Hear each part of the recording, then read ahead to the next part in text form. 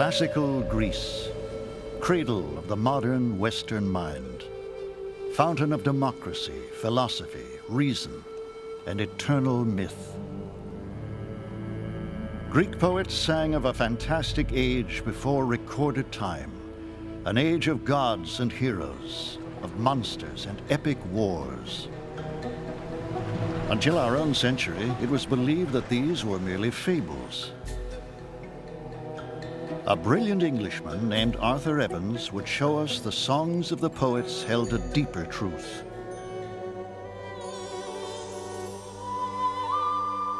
He would discover the Minoans, a dazzling civilization lost in time, builders of the mythic labyrinth, even the nation of lost Atlantis.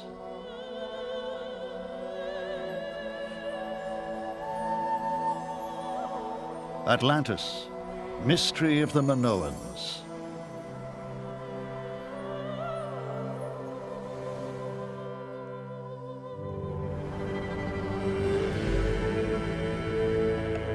Late in the 19th century, historians maintain that the glory of classical Greece burst like a brilliant sun from prehistoric darkness.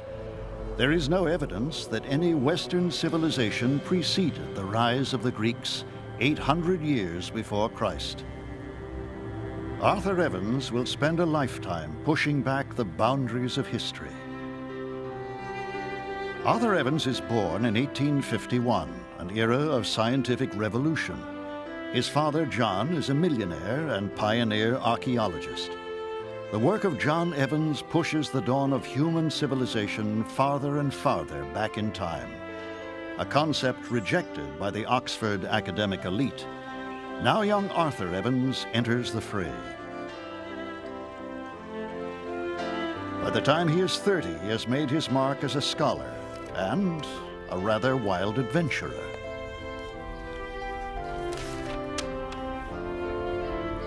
In 1882, the wandering Evans serves time in a Bosnian jail for supporting radicals trying to overthrow Austrian rule. Compared to such escapades, Oxford life bores him.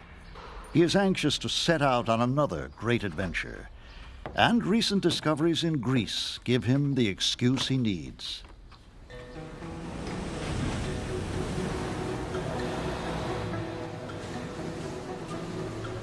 The cause for Evans' excitement? Incredible finds made by a German named Heinrich Schliemann. Schliemann has followed a trail nearly 3,000 years old. The trail of Homer, the great blind bard, whose masterwork was the Western world's first war story. The Iliad, the chronicle of the bloody Greek assault on the city-state of Troy to rescue the beautiful Helen.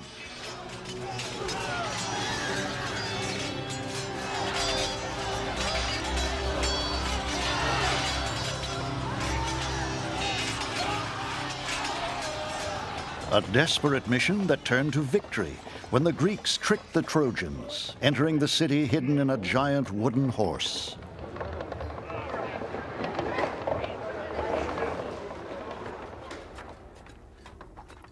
In 1873, Heinrich Schliemann, the Iliad in one hand and a shovel in the other, announces that he has found the ruins of ancient Troy in modern Turkey. Buried beneath millennia of rubble, the German uncovers a great ancient city he believes can only be Troy. And as Schliemann's wife models a priceless headdress found in the ruins, he proclaims Helen of Troy reborn. At Troy, myth has been made real. But now Arthur Evans is heading for Schliemann's latest and most spectacular find, Mycenae, the mystic city of the glory of the Greeks.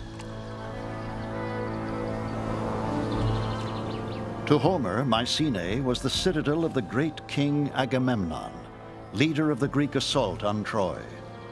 A fortress whose massive brooding walls have been set in place by the giant Cyclops. Here again, the words of Homer lead Schliemann to astounding discoveries.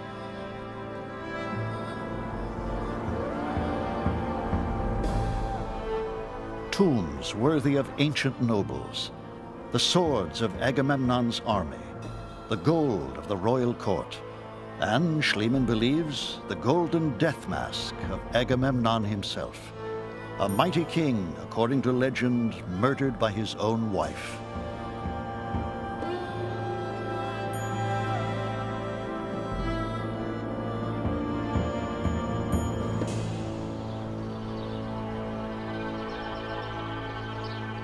Arthur Evans is obsessed by the riddle of Mycenae. Once it had been a bastion of wealth, power, and artistry, but then, suddenly, Mycenae crumbled, doomed to survive only in the lyric lines of Homer.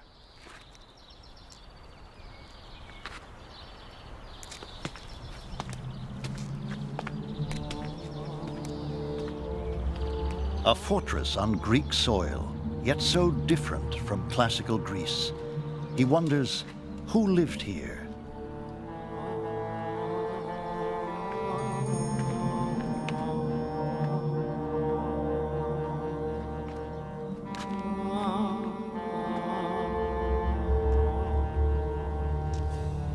Evans is convinced a people advanced enough to construct this great city must have been literate. Throughout what is now the civilized European area, there must have once existed systems of picture writing such as still survive among the more primitive races of mankind.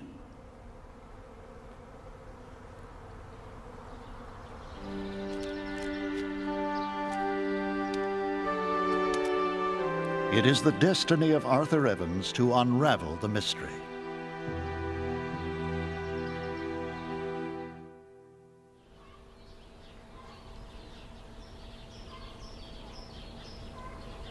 In Athens, after meeting with Schliemann at his home, questions race through Evans' mind.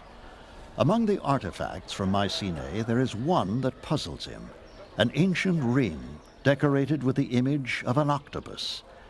Why would the landlocked Mycenaeans use the octopus as an emblem? Evans speculates, was Mycenae merely one outpost of the ancient Mediterranean world?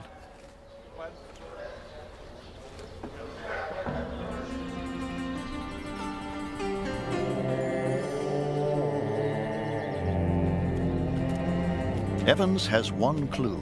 Now he hunts for more. Year after year, he travels to Greece, searching for traces of a culture more ancient than the builders of the Acropolis.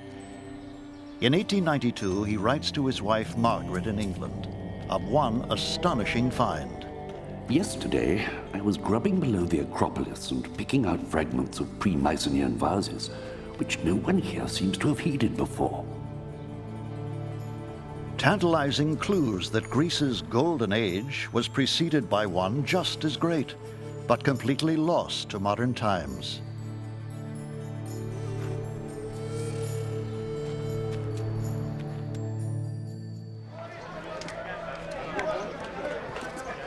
In Greek markets, Evans hunts for more pre-classical artifacts. He finds tiny engraved stones, similar in workmanship to the octopus ring from Mycenae. When he asks where these stones come from, not Mycenae, not the Greek mainland, but an obscure island 200 miles away, Crete.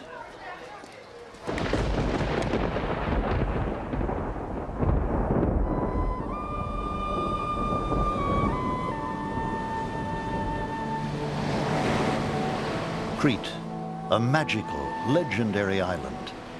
Its unmatched beauty and its mighty king described in the works of Homer. In the middle of the wine-dark sea, there is an isle called Crete, a ravisher of eyes, washed by the sea. On Crete are many cities.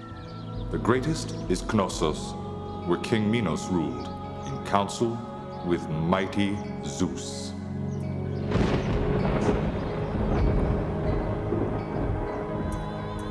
According to myth, Zeus, king of gods, disguised himself as a bull and ravished the mortal Europa.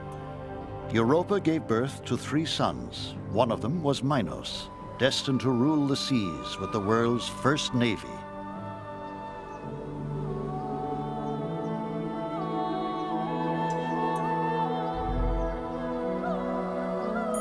Like the signet stones, the myth of Minos leads Arthur Evans south. On Crete, he will arrive at the intersection of myth and reality. He will enter the fantastic realm of Minos.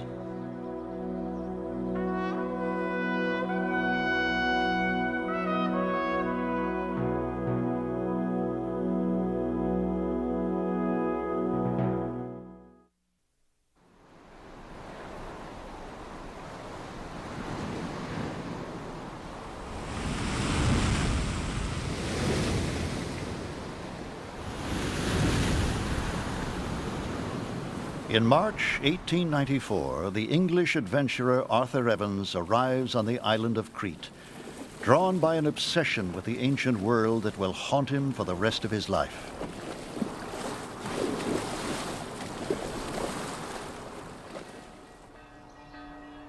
Crete is a backwater, torn apart by the conflict between the ruling Muslims and a Christian majority. On the surface, little evidence of the island's lost glory.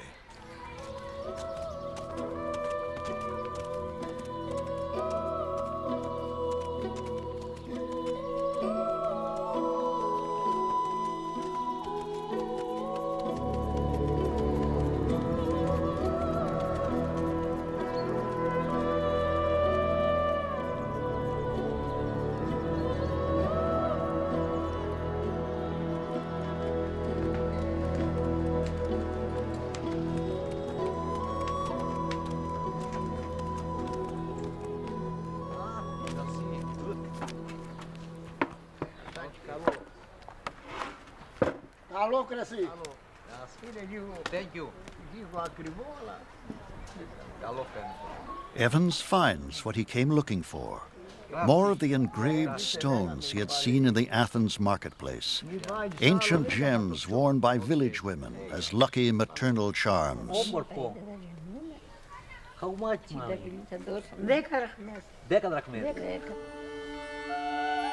The engraved gems show that there was here a considerable perfection in art, and excavation may bring untold treasures to light. The golden age of Crete lies far beyond the limits of the historical period. Evans turns from adventure to archaeology, guided like Schliemann by Homer. His quest draws him to a grassy plain where, according to legend, there once stood a palace called Knossos. At Knossos itself, it was well known that there was an ancient site, and an important one.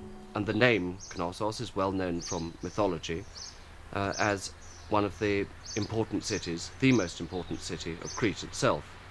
So he arrived here with the intention of acquiring the land on the ancient site.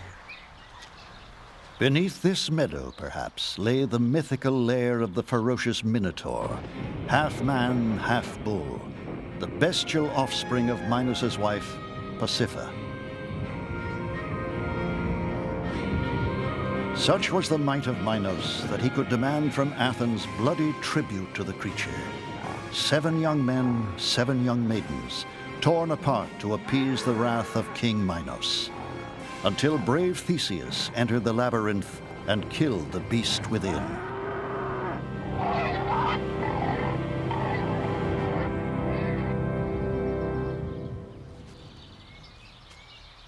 Evans yearns to excavate the site of this gory history, but the only way to secure permission is to purchase the land from its owner. The haggling will take 6 long years. Δύο καφέδες. Είναι πολλά. Εδώ παίρνεις. Εδώ, από εκεί μέχρι εκεί. Θα τα σκάσεις εδώ πέρα, είναι πολλά τα εκτάρια εδώ πέρα. Κοίτα εδώ. A frustrating time made even more torturous for Evans by the death of his wife. I don't think anyone can ever know what Margaret has been to me. All seems very dark and without consolation. In 1897, another blow. The people of Crete face a harsh civil war. On the threshold of a great discovery, Arthur Evans must return to England and wait.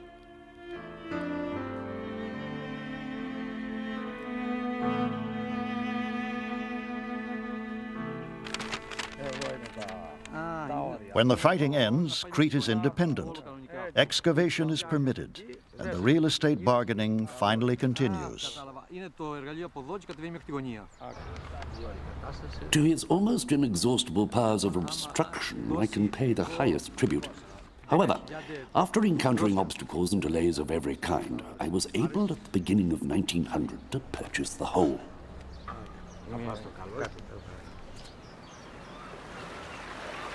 To help with the excavation, Evans summons a respected archaeologist. Could you come supervise, under my direction, important excavation, Knossos? Personal affair terms, 4 months, £60, and all expenses paid. To begin at once, Evans. Duncan Mackenzie will supervise the digging, beginning a partnership with Arthur Evans that will last for 30 years.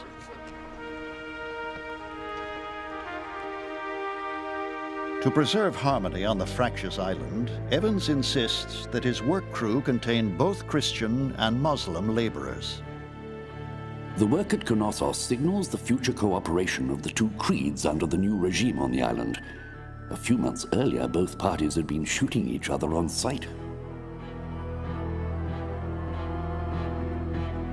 March 23rd, 1900. The ground of Crete is finally broken, and within days the new century is crowned with a legend brought spectacularly to life. At the age of 49, after decades of study and searching, Arthur Evans has found a lost civilization older than classical Greece, older than mysterious Mycenae.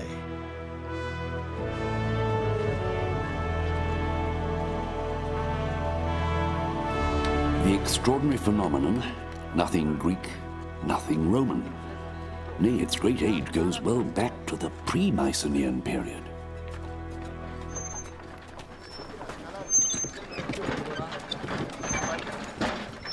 On April 5th, after only 2 weeks of work, Arthur Evans becomes the first man in 3,500 years to gaze upon the face of an ancient son of Crete. Not Greek, not Mycenaean. What then?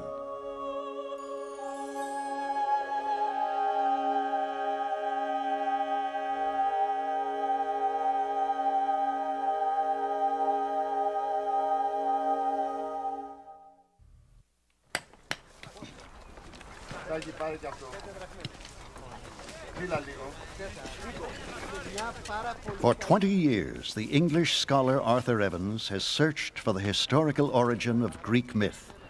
Now, on the island of Crete, he finds it. Walls and floors, pottery of an unknown style, the works of a mysterious civilization to be scrupulously examined by Duncan Mackenzie. Evans was extremely lucky when Mackenzie came with him to Knossos, because I don't think Evans really had a great deal of knowledge about the practicalities of field excavation and how one has to excavate carefully layer by layer in order to determine the chronology of what one is digging. And so Mackenzie's contribution to the excavations here at Knossos was absolutely crucial. Mackenzie concludes that Knossos is nearly 5,000 years old, and that a great dynasty ruled this land until around 1400 BC, then vanished.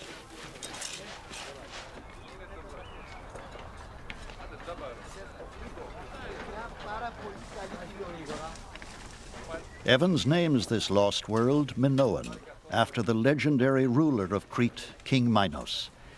He has discovered the royal palace of a forgotten empire.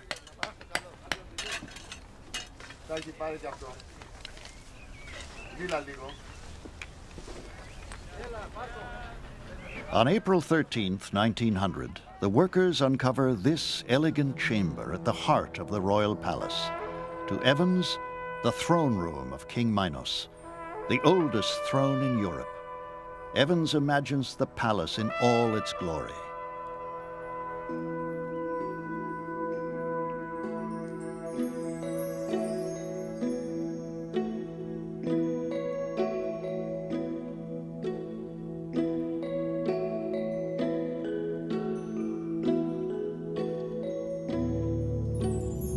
Evans will spend the rest of his life in the pursuit and the resurrection of the glory of the Minoan world.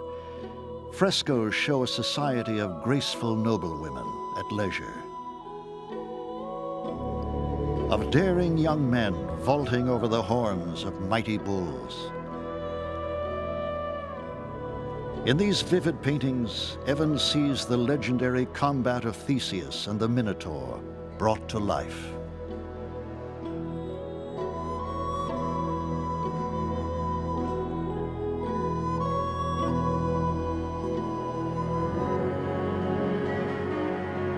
Throughout the palace, images of the sacred bull, symbol of virility and power, echoes of timeless myths.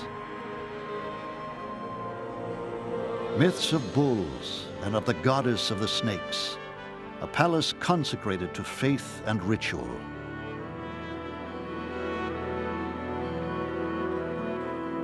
Evans, I think, was correct to see ritual almost everywhere, and it's something which goes hand in hand with daily life. And if we can understand that, then we're halfway to understanding what Minoan life was really all about.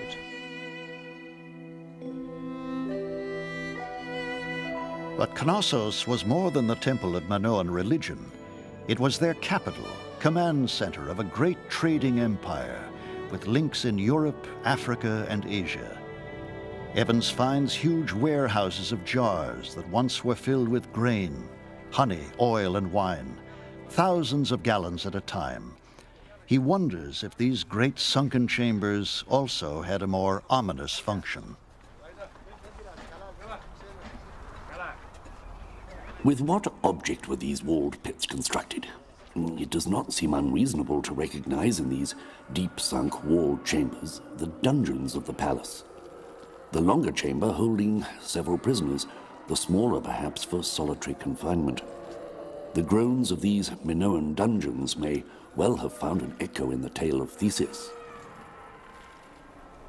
The sheer scale of Knossos is overwhelming. 1,400 rooms, far bigger than Buckingham Palace, sprawling over 6 acres. The Minoans even had running water and a system of sewage drains 1,500 years older than the famous Roman aqueducts. An engineering marvel of the ancient world. Conveniences not even enjoyed by some of Evans' English countrymen in 1900.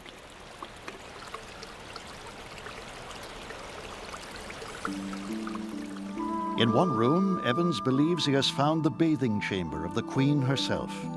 Again, he is transported through time to an elegant room of comfort and grace.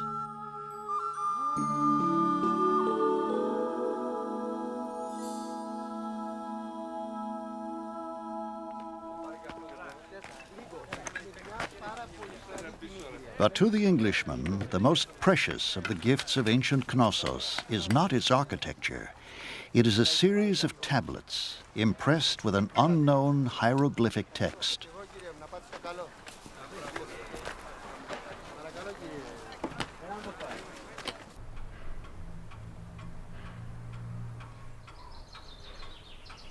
We have found a kind of baked clay bar, rather like a stone chisel in shape, though broken at one end with script on it and what appear to be numerals. I must have about 700 pieces by now. It's extremely satisfactory, as it's what I came to Crete to find.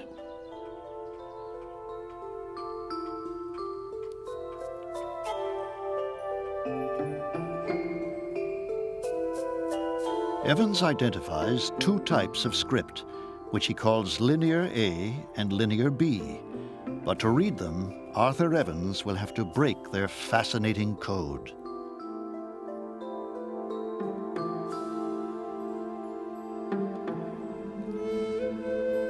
More and more, Evans is convinced that Knossos, not Mycenae, was the civilization that presaged classical Greece. A capital without defensive walls, a center of culture, comfort, and peace, entered by the oldest road in Europe. Then, the Minoans vanished. Their majestic palaces crumbled. Why? To find out, to fully excavate and study the ruins of Knossos, Arthur Evans will devote all his life and nearly all his vast fortune, hiring first 50 men, then 250.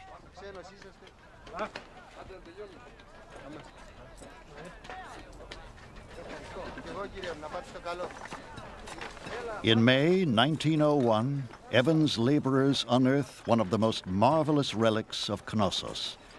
Giant stone blocks that Evans realizes must have been part of a grand staircase. For 4 years, with intense effort, the men worked to re-erect the stairway. 4 stories high, the greatest architectural wonder of the Minoan world.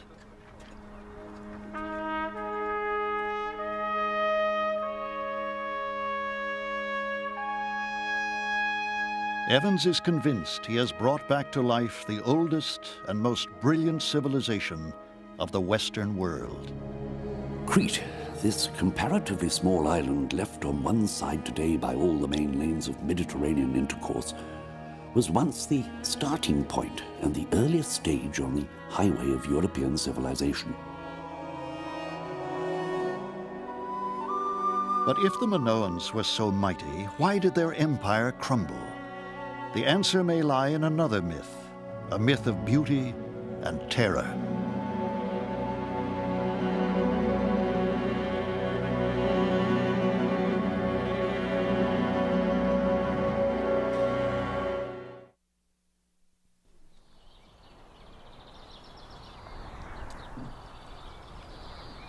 The Minoan world, unknown until the turn of the 20th century, has been unearthed on the island of Crete. In 1908, their discoverer, Arthur Evans, builds himself a brand new home at the site of royal Knossos. He calls it the Villa Ariadne, named after the legendary daughter of King Minos. The labyrinth of her monstrous brother, the Minotaur, is now completely revealed.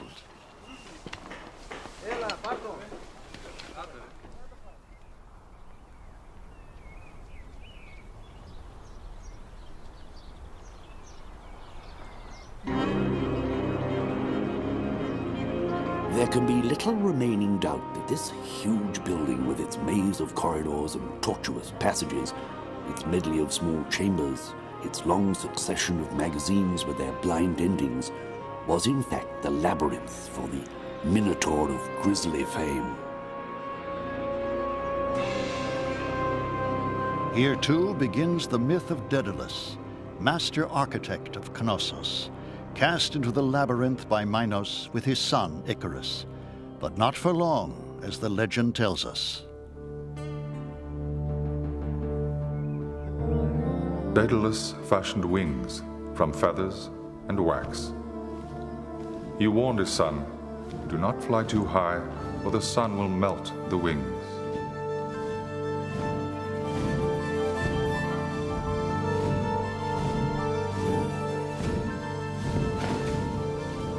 Icarus did not listen. Exhilarated, he soared higher and higher. He fell to the sea and drowned.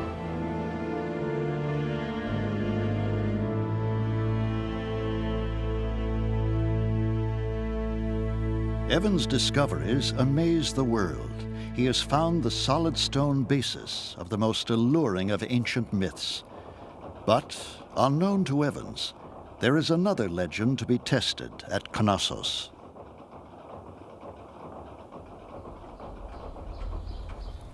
Arthur Evans has brought a forgotten civilization back to life, but it is the Minoan writing that obsesses him.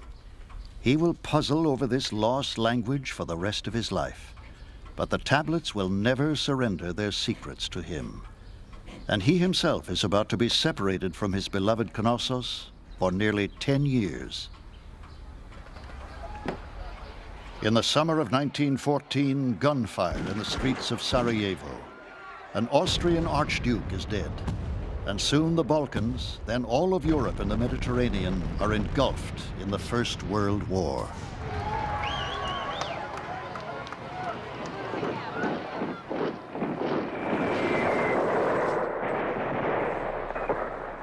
Further excavation on Crete is impossible. Evans waits out the war in England. At its end, he negotiates on behalf of the fractious Balkan states and helps create a new country, Yugoslavia. The world is once again a peaceful place. Only then, in 1922, can he return to the land of Minos. By now, Sir Arthur Evans is in his 70s, knighted for his discoveries on the island of Crete. But the work of Sir Arthur is far from over.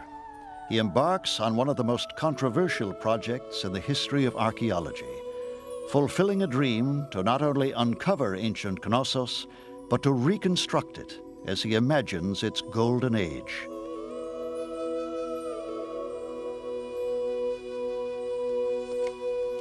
Duncan Mackenzie is assigned to oversee the restoration. He spent a great deal of time thinking about restoration, but this was only carried out in stages. In a sense, it was rather tentative at the beginning, partly because he wanted to know more about how it should be restored, but also because he really had to wait until reinforced concrete came into use in the 1920s, and it was then that he went rather wild over the restoration.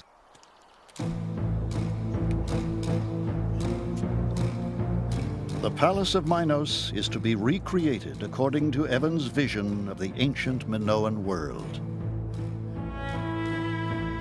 The project is daring and controversial, but Evans owns Knossos. He is respected enough and rich enough to endure the criticism. Working sometimes from the archaeological evidence and sometimes from his own imagination, he wants visitors to see Knossos as it was, millennia ago.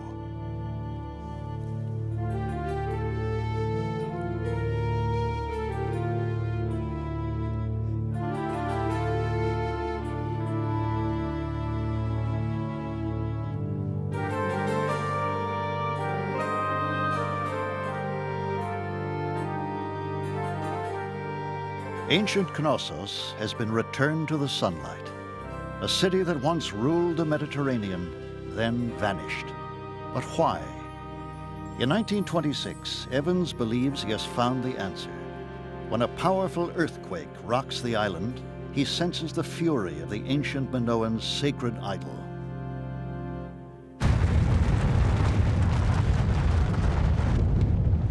A dull sound rose from the ground like the muffled roar of an angry bull. It is something to have heard with one's own ears, the bellowing of the bull beneath the earth.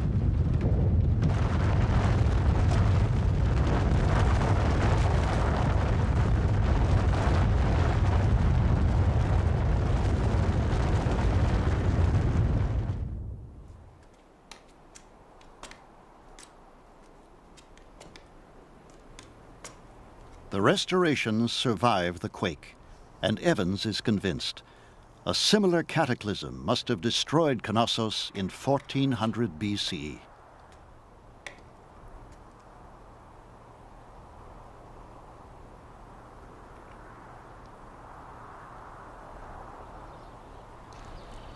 For Evans, one mystery has been solved, but the other, the Minoan tablets, still escapes him.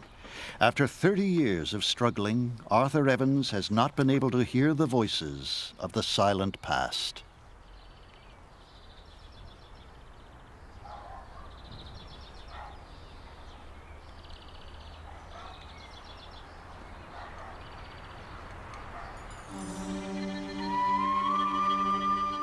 Sir Arthur has resurrected the grandeur of a lost world.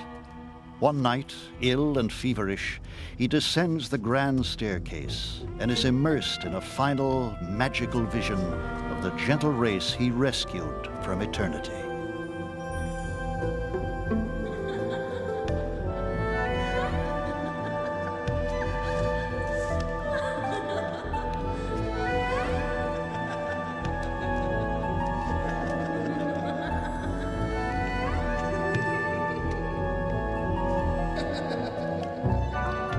Tempted in the warm moonlight to look down the staircase well, the whole place seemed to awake to life and movement.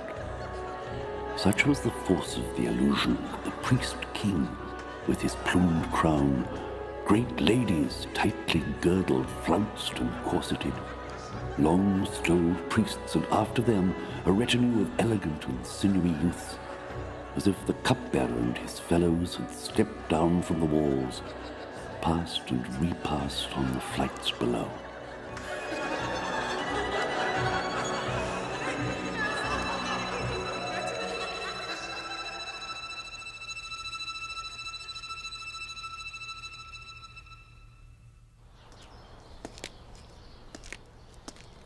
In 1935, Evans leaves Crete for the last time, bidding farewell to Knossos. His life's work is complete.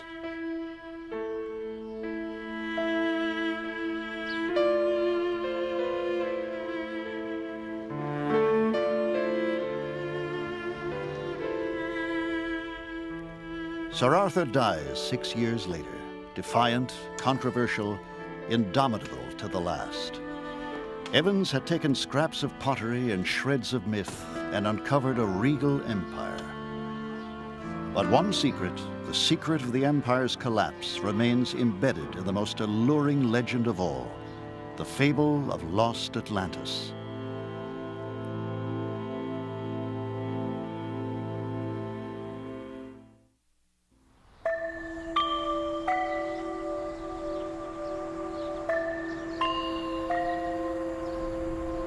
For 40 years, the English archaeologist Sir Arthur Evans labored to find the historical truths behind Greek myth. 2 questions about the Minoans remained unanswered: their language and their demise. After Evans' death, a Greek archaeologist named Spiridon Marinatos picks up the trail.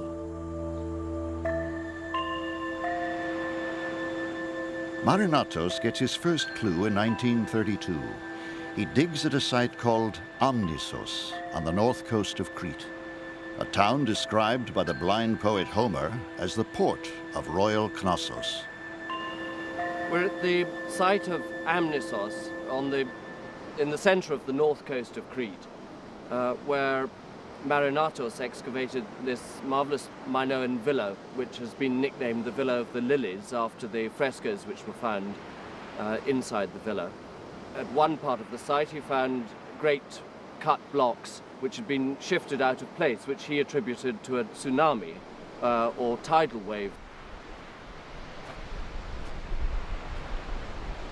All around here one finds pieces of pumice which are clearly from this Minoan eruption itself, and even on top of this hill here we today have found pieces of pumice which surely can only have got here with a tsunami or tidal wave.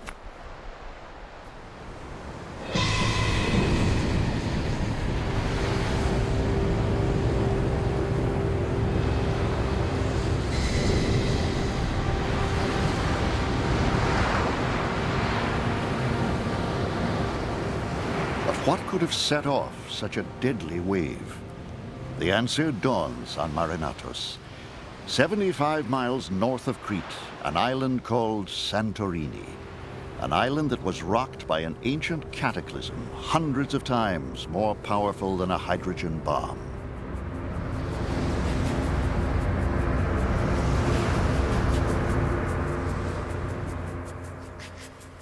Santorini. A stark, volcanic landscape whose sheer cliffs are all that remain after a fiery catastrophe that ripped out the heart of the island.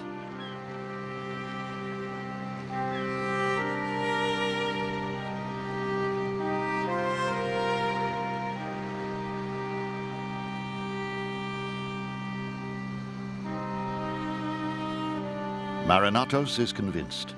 The catastrophe that obliterated the Minoan world is the same one described in the most famous of all Greek legends, the lost continent of Atlantis, recorded by the greatest of all philosophers, Plato. In this island of Atlantis had arisen a great and wonderful monarchy, which ruled the whole island as well as many others and parts of the mainland. But afterwards came a time of earthquakes and disasters. In one terrible day and night, Atlantis sank into the sea and vanished.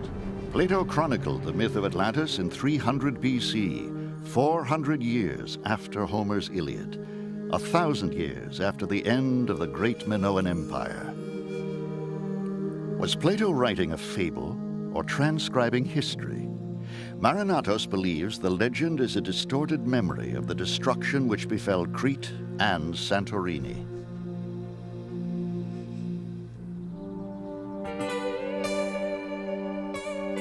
Atlantis, as described by Plato, bears an uncanny similarity to the Minoan world discovered by Arthur Evans on Crete. Plato repeatedly describes the Atlanteans' obsession with the mighty bull. In the sanctuary of the city, bulls roamed at large. The princes hunted them with wooden staves and ropes, but with no weapons of iron. When the bull was captured, they brought him to a column and slew him over it, drenching the inscription with his blood.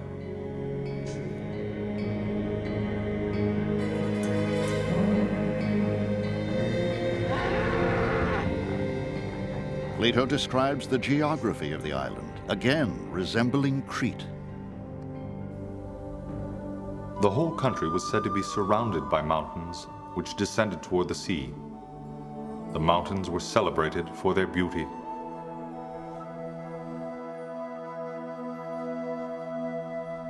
Marinatos believes the Minoans were the people of Atlantis. He's convinced a great secret lies waiting to be discovered on Santorini.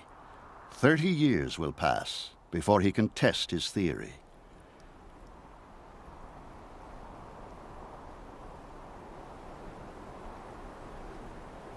In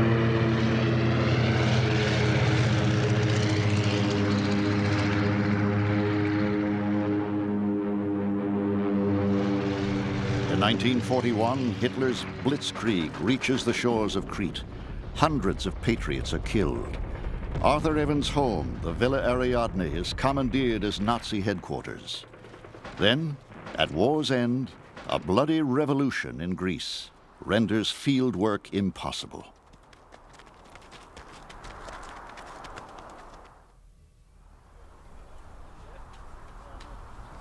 Not until 1967 can Marinatos finally dig on Santorini.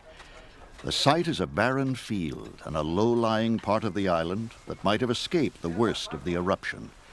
Almost immediately, Marinatos workers discover structures that are unmistakably Minoan.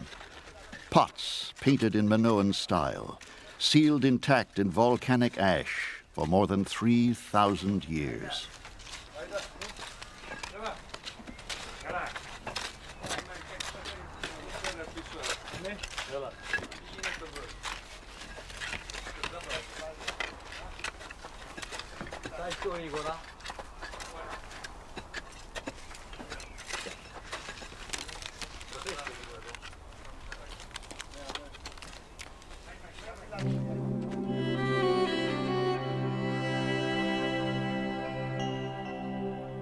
The Minoan houses of Santorini are virtually intact, some of them 2 stories tall. Frescoes have been perfectly preserved, vivid with the artistry of a vanished people. Among the most famous, the fishing boy.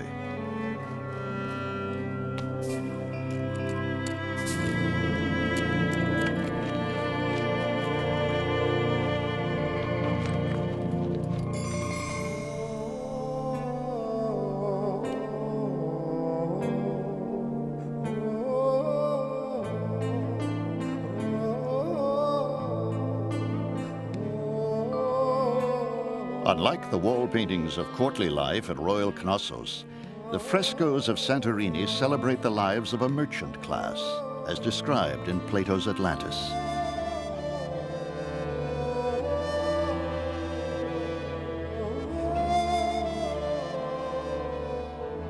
The charming art of this ancient village reflects the dreams of a people tied to the sea, a nation of sailors and traders, again matching Plato's account of the seafaring Atlanteans. Their ships touched the shores of Egypt, Libya, Mesopotamia.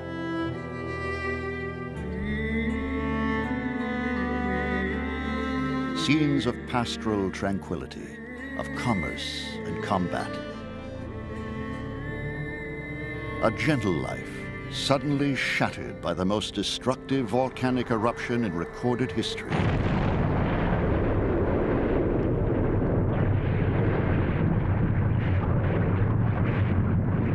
An explosion so powerful that it blew a 32-square-mile wide crater out of the center of the island.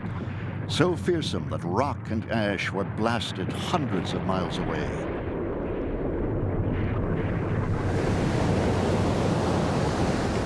"60 miles to the south, on Crete, Minoan ports were washed away by tidal waves. Inland, ash rained down on Knossos. Crops failed. Trade ceased. The empire was staggered.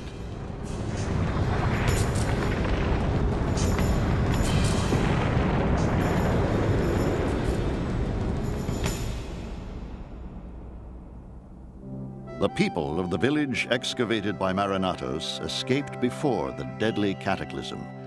No skeletons are found, but archaeologists believe that elsewhere on Santorini, other Minoan towns lie sealed in volcanic ash.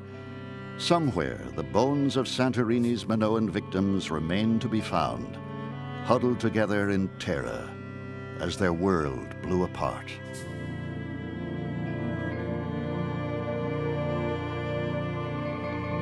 Marinatos continues to dig on Santorini until 1974, when he dies at the site. He is buried in an ancient Minoan house, laid to rest in lost Atlantis. But on Santorini, he leaves a mystery big enough to keep other archaeologists busy for many years to come.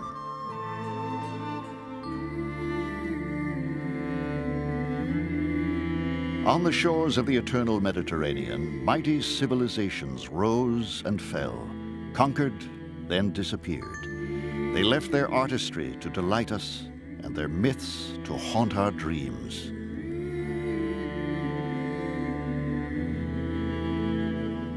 The stones of ancient monuments are the proof of the poet's songs. But each new discovery opens the vault of further mystery. And one of the greatest mysteries of all, the silent tablets of the great Minoan age, will find their voice in the curiosity of a 14-year-old boy.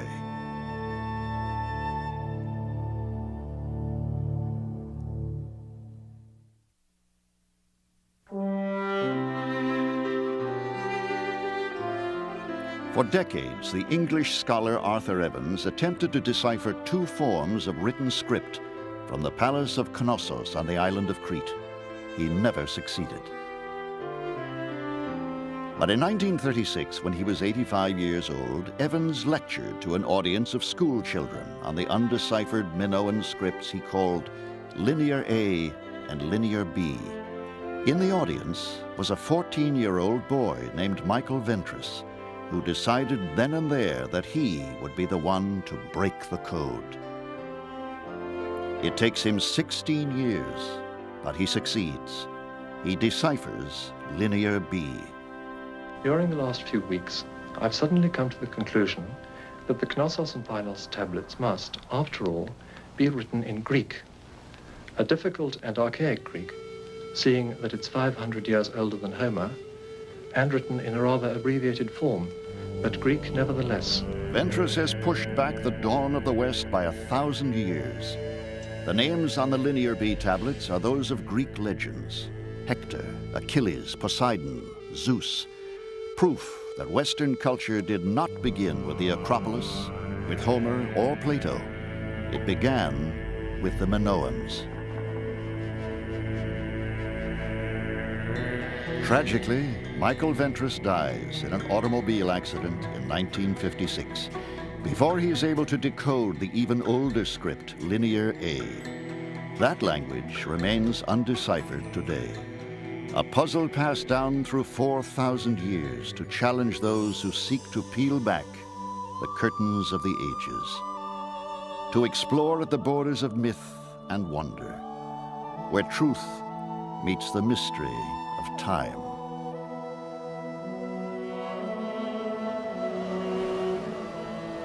In the middle of the wine-dark sea, there is an isle called Crete, a ravisher of eyes, washed by the sea.